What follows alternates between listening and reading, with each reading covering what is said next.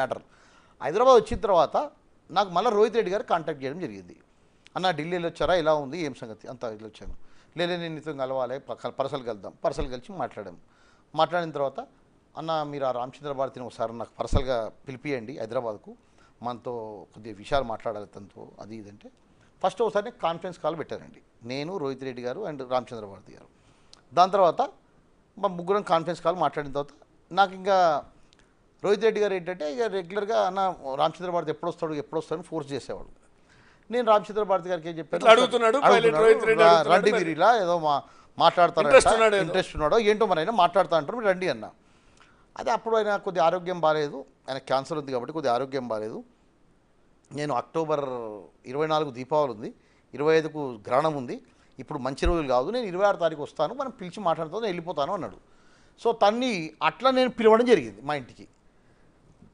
అప్పుడు మా ఇంట్లో భోజనం చేసుకున్న తర్వాత నేను రోహిత్ రెడ్డి గారికి ఫోన్ చేశాను, అన్న వచ్చాడు, వచ్చి మాట్లాడండి వెళ్ళిపోతారండి అంటే, లేదన్నా ఇక్కడ ఫామ్ హౌస్ రండి, నాతో పాటుగా వేరే వాళ్ళు కూడా వస్తుండ్రు, సింహాజ్ ఎక్కడ అంటే సింహాజ్ తిరుపతిలో ఉన్నారు, ఆయన కూడా వస్తున్నారని చెప్తే డైరెక్ట్గా ఫామ్ హౌస్కి రమ్మనండి అని చెప్పి అక్కడికి నేను రామచంద్ర భారతి వెళ్ళడం జరిగిందండి. వెళ్ళిన తర్వాత మేము ముగ్గురం మాట్లాడుతూ కాసేపు ఏంటి అని మాట్లాడుతూ కూర్చున్నాం. సింహాజ్ గారు వచ్చి అతను కూడా జాయిన్ అయ్యాడు. జాయిన్ అయిన తర్వాత నెక్స్ట్ రోహిత్ రెడ్డి గారు పాలిటిక్స్ విషయాలన్నీ మాట్లాడుతున్నారు, ఎట్లుంటుంది ఏంటి అది ఇది నెక్స్ట్ ఏం వస్తుంది అని ఉంటుందండి. రాజకీయ నాయకులు అన్నప్పుడు పాలిటిక్సే మాట్లాడుతున్నప్పుడు అన్న ఇట్లా నాకు ఒక ముగ్గురు నా వెయిట్ చేస్తున్నారు, ముగ్గురు ఎమ్మెల్యేలు కూడా వస్తారంట, నేను మాట్లాడతాను, వీళ్ళు పరిచయం చేయిద్దామని చెప్పి పిలిచారండి.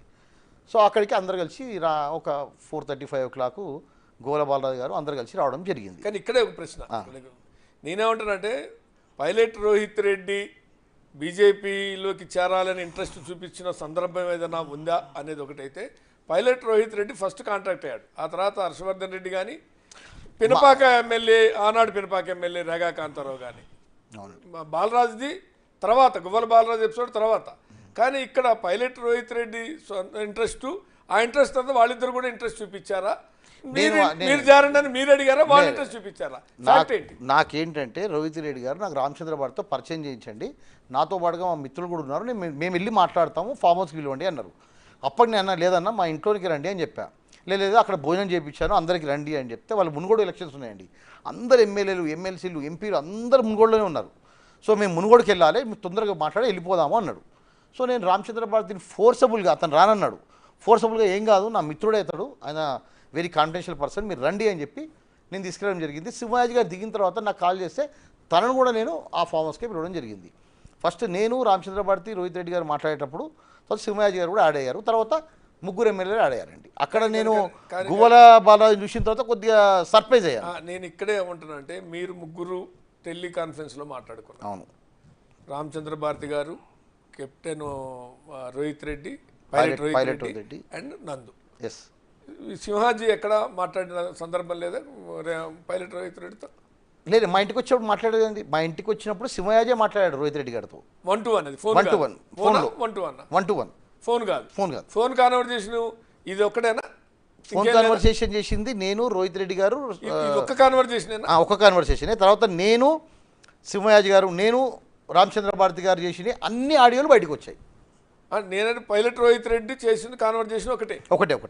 మరి ఫస్ట్ టైమే గువ్వల బాలరాజుతో పాటే హర్షవర్ధన్ రెడ్డి, రేగా కాంతారావు వచ్చారా? అంతకుముందు ఒకసారి రేగా కాంతారావు, హర్షవర్ధన్ రెడ్డి, కెప్టెన్, మన పైలట్ ముగ్గురు కలిసి వచ్చారా? లేదు, అక్కడికి ఎవరు వస్తున్నారు కూడా విషయం మాకు తెలియదండి. అంతకుముందు ఒకసారి ఎప్పుడు కూడా కలవలేదు? లేదండి, నాకు పరిచయం కూడా మాట్లాడుకోలేదా? లేదు, ఎప్పుడు మాట్లాడుకోలేదు, నాకు పరిచయం. వీళ్ళిద్దరు ఎందుకు వచ్చారు? వీళ్ళిద్దరు ఇంట్రెస్ట్ రోహిత్ రెడ్డి గారు, పైలట్ ఏమో సరే ఆయన ఏదన్నా కొంత ఆలోచన ఉందేమో, పార్టీ మారాలన్న ఆలోచనతోనో, మరి రామచంద్ర భారతిని పిలిపిమ్మని ఉంటే వెనకాల ఇంట్రెస్ట్ ఏముంటే అని మీరు క్యాచ్ చేయలేదు, ఎందుకు పిలిపిమ్మంటున్నారు? జాతకం చూపించుకోవడానికా, పార్టీ మారటానికా? మేము ఏమనుకుంటానండి, పైలట్ రోహిత్ గారు పిలిచినప్పుడు ఆయన కొన్ని విషయాలు, సింహాజ్ గారు కొన్ని విషయాలు చెప్పారు, ఆయన ఇలా కళ్ళు మూసుకొని ఏదో శక్తి ఉందని చెప్తాడు.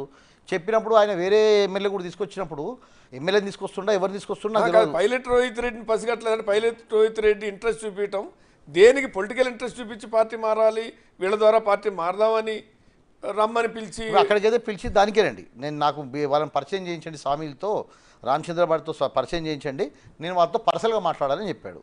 అక్కడికి వెళ్ళిన తర్వాత దాని ఇంట్రెస్ట్ ఏదో ఉండాలి కదా. పర్సనల్గా మాట్లాడటం అంటే ఏదో మంత్రాలు తంత్రాలు పూజలు పునస్కారాలు యాగాలు యజ్ఞాలు చేసుకోవడం అనేది ఒకటి, వీళ్ళకున్న సంబంధాలను అడ్డం పెట్టుకుని నెమ్మదిగా తాను కూడా అవసరమైతే ఇక్కడున్న వాతావరణం రేపు బహుశా మరి అంటే బీజేపీ వస్తుందో రాదో, అదే సారీ బీఆర్ఎస్ వస్తుందో రాదో అనే దాంతో ఇప్పుడే బీజేపీలో జంప్ కావాలని ఏమైనా ఆలోచన తన మదిలో ఏముందో నాకు తెలియదండి. ఎందుకంటే